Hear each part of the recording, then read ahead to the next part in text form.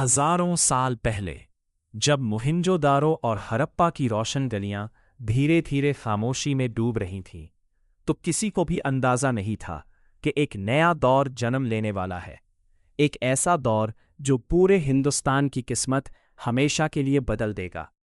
لیکن سب سے بڑا سوال یہ ہے، آخر وہ لوگ کون تھے جو دور کے میدانوں سے اس سرزمین پر آئے؟ کیا وہ واقعی ایرینز تھے؟ کیا انہوں نے ایک نئی تہذیب کی بنیاد رکھی، یا پھر یہ کہانی اس سے بھی زیادہ پراسرار ہے؟ آج ہم اسی راز سے پردہ اٹھانے والے ہیں، اور یہ سفر ہمیں لے جائے گا ویدوں کی پاک آوازوں سے لے کر عظیم سلطنتوں کے عروج تک، اور پھر ایک ایسے شہزادے تک جس نے سب کچھ چھوڑ کر سچ کی تلاش میں نکلنے کا فیصلہ کیا، اور ایک ایسے شہزادے تک جس نے دنیا کو اہمسا کا پیغام دیا۔ لیکن یہ سب کیسے ہوا؟ اس کہانی کا آغاز ہوتا ہے تقریباً 1500 قبل مسیح، جب کچھ قبیلے اتر پشچم کی طرف سے ہندوستان میں داخل ہوئے اور ایک ایسی روایت لائے جو صدیوں تک زندہ رہنے والی تھی۔ ان کی زندگی دریاؤں کے کنارے گزارتی تھی، اور ان کے لیے سب سے مقدس دریا تھا سرسوتی، اور پھر سندھو۔ اسی لیے ان کی تہذیب کو ویدک سویلائزیشن کہا گیا۔ لیکن ان لوگوں نے اپنا علم کس طرح محفوظ رکھا؟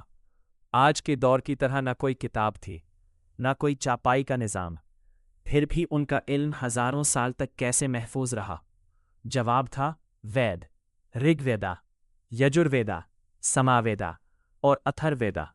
یہ صرف کتابیں نہیں تھیں، بلکہ ان کی پوری زندگی کا دستور تھی۔ ان میں دعائیں تھیں، مذہبی رسومات تھیں، اور زندگی کے اصول درج تھے۔ لیکن وقت کے ساتھ سب کچھ بدلنے لگا۔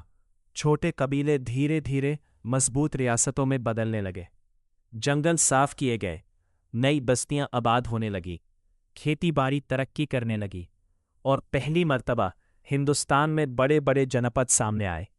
لیکن ان سب میں ایک ریاست ایسی، اس کا نام تھا مگدھا۔ مگدھا ایک ایسا نام جو آنے والے وقت میں تاریخ کا رخ بدلنے والا تھا۔ مگدھا کے پاس زرخیز زمینیں تھیں، لوہے کی کنائیں تھیں، اور ایک مضبوط فوج تھی۔ اسی وجہ سے اس کی طاقت روز بروز بڑھنے لگی۔ لیکن جب طاقت بڑھتی ہے تو ساتھ ہی پیدا ہوتی ہے لالچ، اور پھر شروع ہوتی ہے جنگیں۔ ریاست در ریاست ٹکرانے لگی۔ سلطنت کی بھوک اور تخت کی خواہش انسانی خون بہا رہی تھی۔ مگر اسی دور میں ایک شہزادے کی زندگی بھی بدلنے والی تھی۔ اس کا نام تھا سدھارتھا گوتما۔ وہ ایک عیش و عشرت بھاری زندگی جی رہا تھا۔ ہر طرف خوشیاں، دولت اور آرام تھا۔ لیکن ایک دن اس نے ایک بیمار آدمی کو دیکھا، پھر ایک بوڑھے آدمی کو، اور پھر ایک مردے کو، اور اس کے ذہن میں ایک سوال پیدا ہوا، آخر انسان دکھ کیوں اٹھاتا ہے؟ آخر زندگی کا اصل مقصد کیا ہے؟ یہی سوال اس کی زندگی کا رخ بدلنے والا تھا۔ ایک رات سب کچھ چھوڑ کر وہ سچ کی تلاش میں نکل پڑا۔ سالوں تک جنگلوں میں بھٹکتا رہا، سخت مجاہدے کیے، اور پھر ایک درخت کے نیچے اس پر حقیقت کا دروازہ کھل گیا۔ وہ سدھارتھا سے بدھا بن چکا تھا، جس کا مطلب تھا روشن ذہن والا انسان۔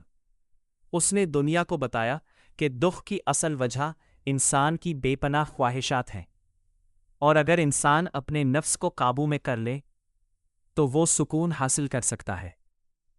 اس کا پیغام دور دور تک پھیلنے لگا۔ لیکن اسی دور میں ایک اور شہزادہ بھی تھا جو دنیا کو ایک نیا پیغام دینے والا تھا۔ اس کا نام تھا مہاویرا۔ اس نے دولت اور آرام کو ٹھکرا دیا اور سالوں تک سخت زندگی گزاری۔ اس کا عقیدہ تھا کہ ہر جاندار مخلوق قیمتی ہے، اور کسی بھی مخلوق کو نقصان پہنچانا گناہ ہے۔ اسی فلسفے سے جین دھرم نے جنم لیا۔ اب ہندوستان میں نئے خیالات جنم لے رہے تھے، پرانے عقیدے اور نئے فلسفے آپس میں مل کر ایک نئی تہذیب کو جنم دے رہے تھے۔ لیکن دنیا ابھی اور بھی بدلنے والی تھی۔ مگدھا کی طاقت روز بڑھ رہی تھی، اور جلدی ہی ایک ایسا شخص پیدا ہونے والا تھا جو پورے ہندوستان کو ایک پرچم کے نیچے جمع کر دے گا، ایک ایسا بادشاہ جس کا نام تاریخ کے صفحوں پر ہمیشہ کے لیے لکھا جائے گا۔ لیکن اس سے پہلے ایک اور طوفان آ رہا تھا، دور مغرب سے ایک ایسا جنگجو جس کا نام سن کر بڑی بڑی سلطنتیں لرز اٹھتی تھیں اور جس کا خواب تھا پورے جہان کو فتح کرنا۔ اس کا نام تھا الیگزینڈر، سکندر اعظم، اور اس کی آمد ہندوستان کی تاریخ کا نیا باب کھولنے والی تھی۔ لیکن یہ کہانی اگلے حصے میں۔ اگر آپ کو انڈیا کی تاریخ کا یہ سفر پسند آ رہا ہے تو اگلا باب اور بھی زیادہ دلچسپ ہوگا، کیونکہ اب تاریخ کے صفحے پر قدم رکھنے والا ہے ایک ایسا بادشاہ جس نے ہندوستان کی سب سے عظیم سلطنت کی بنیاد رکھی۔